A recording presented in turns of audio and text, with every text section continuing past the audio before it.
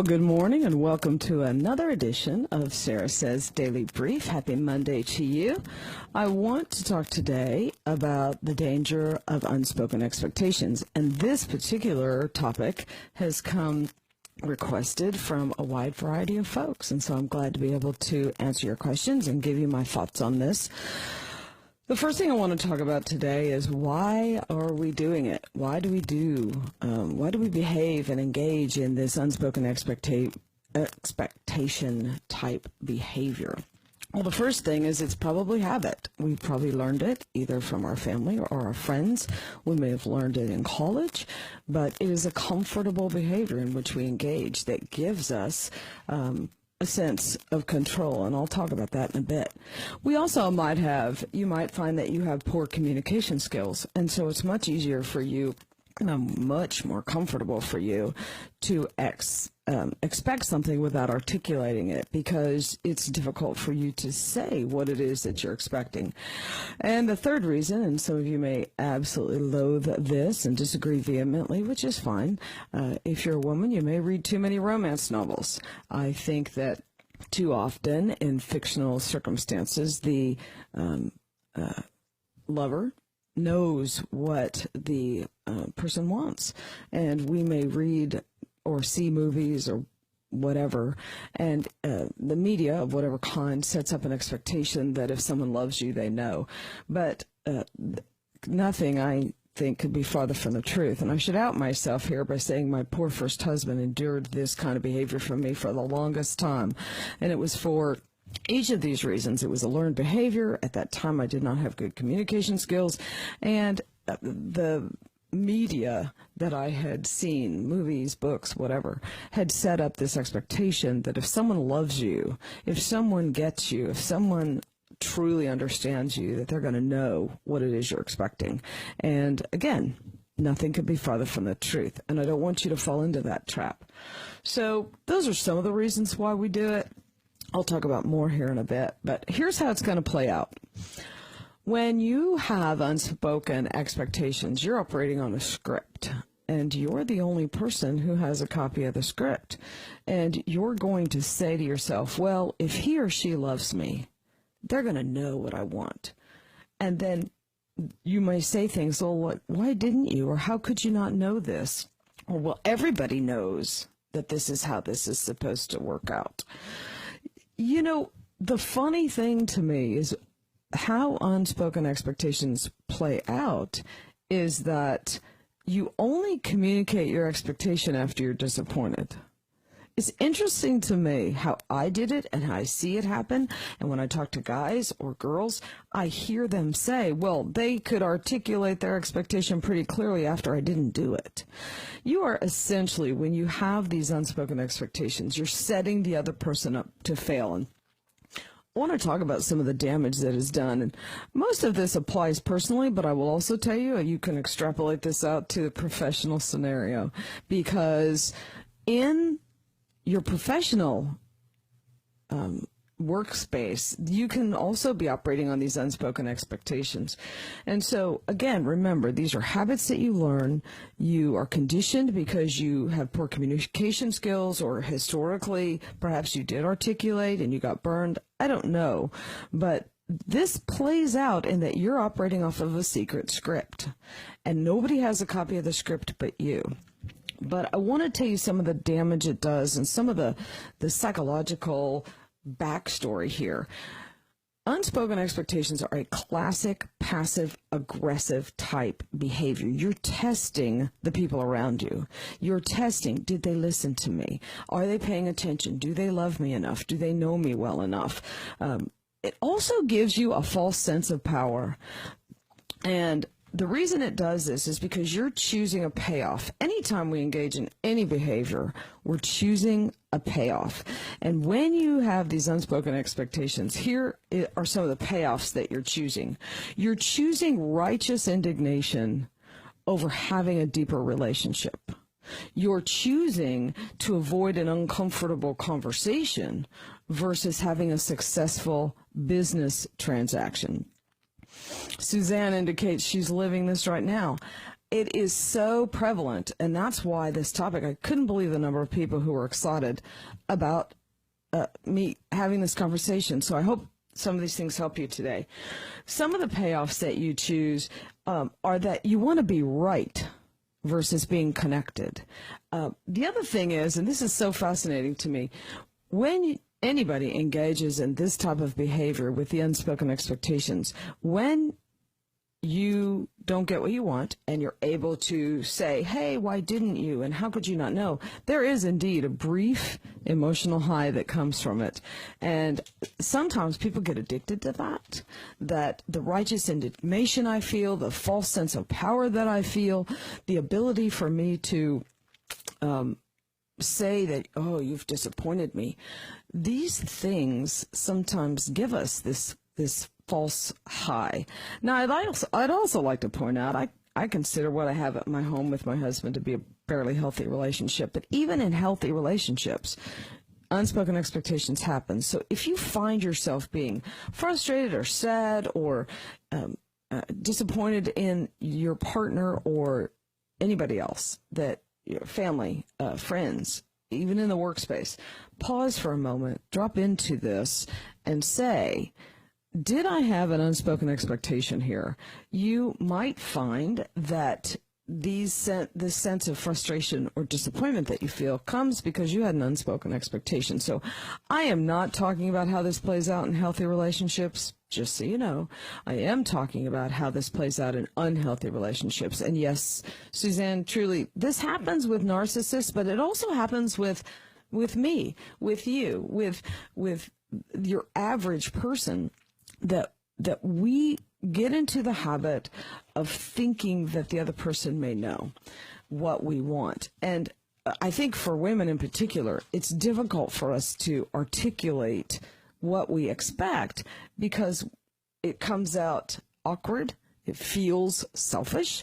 It may give you a sense of I'm needy, and narcissists indeed will tell you that you're being needy or demanding by saying my expectation, either in this relationship, oh, look at that stray hair up there, either in this relationship or in this scenario or when we go to this event, when you say what it is you need or expect, you may feel needy or you may be accused of being needy. Again, every behavior has meaning.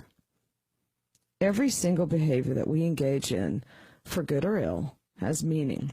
So I want to talk about, if you are the person who is exhibiting these unspoken expectations, or if you're dealing with someone else, I always like to think, is this me?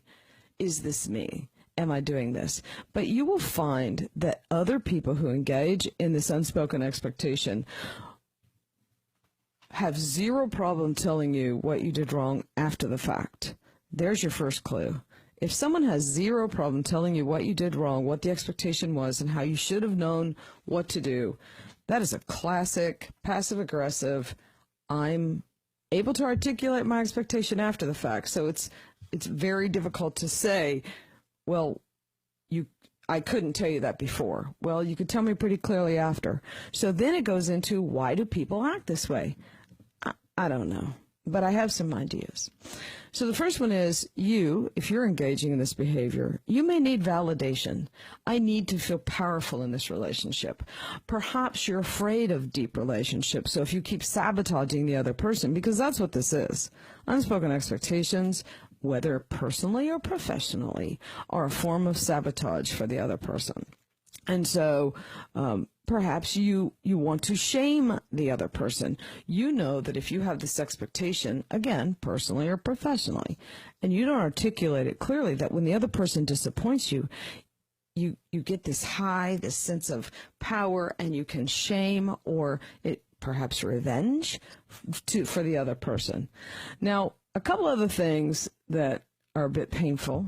I find that these were true for me. I enjoyed being the victim. I'm done so wrong.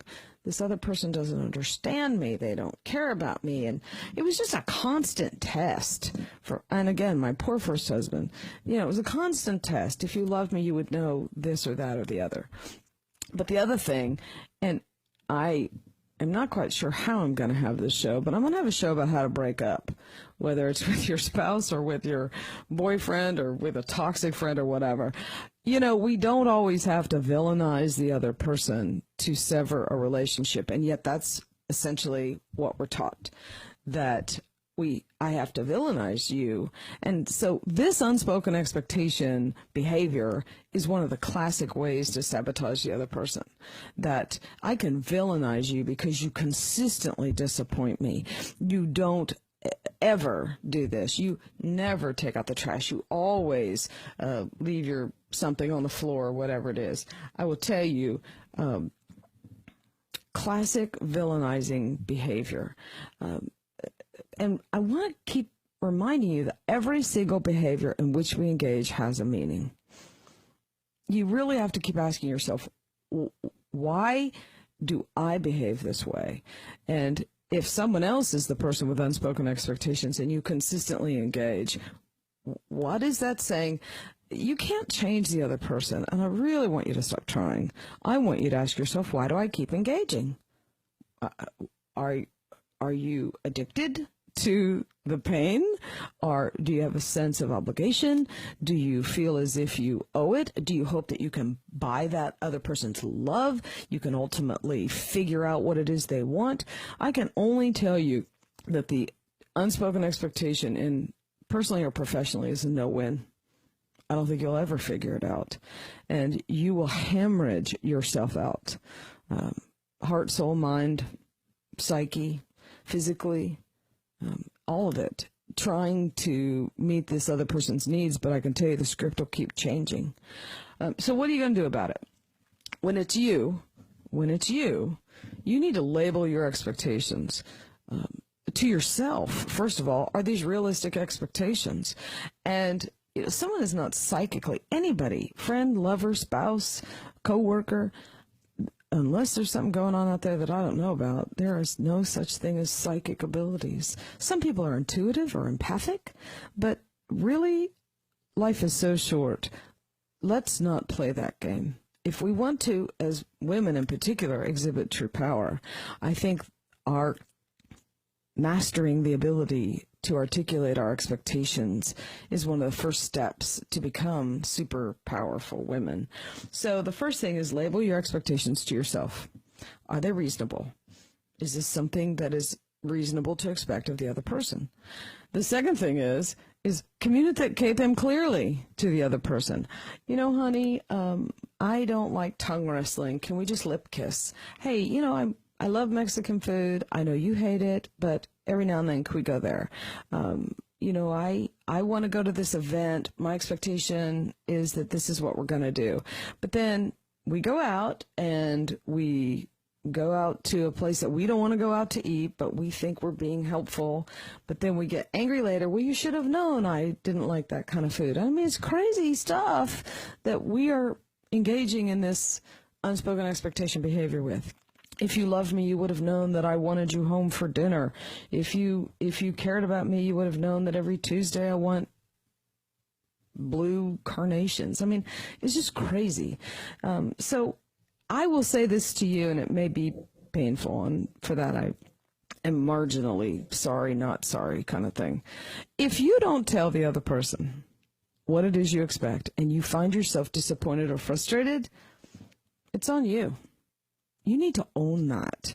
You need to own that when you're with somebody, that when you're in a relationship, a friendship, loving, lover, spouse, cohabitator, whatever relationship, or even in the workplace, it is fatal, relationship fatal, for you to assume that the other person knows what your expectations are. You can't be disappointed in someone else's behavior if they don't know what to expect. And so I want to encourage you to be powerful in your friendships, in your loving relationships, in your professional relationships, and begin to look at yourself as, are you taking the power that is available to you by identifying your expectations, by articulating them to the other person, and then by standing by them? If someone disappoints you and they didn't know what the expectation was, it's on you. I can't say that enough. But if you articulate, when you articulate, I will tell you, in loving relationships, nothing is sexier to a man, I don't think, than by telling him what your expectations are. My God, you free him from having, or her, if a guy is articulating it, or if in a relationship where there's two wives or two husbands, I don't care. In a loving relationship, when you articulate to the other person what your expectations are, you free them from the bullshit of trying to read your mind. And in working relationships, your success can be propelled forward geometrically. I mean, you're not dancing around the maypole. So I really want you to begin to take the power that's available to you. And Angela, I love you back. Yes, I do. I really want you, particularly as women, because I think women struggle with this more than anything, is today, Monday, enter into today looking for how you have unspoken expectations. How are those playing out in your world, personally and professionally? And how can you begin to seize the power available to you by articulating what you want and what you need, what you expect, what you're looking for? Just think about the power that's available to you with that. And with that, I want to say I hope you have a great day, and you have been zinked.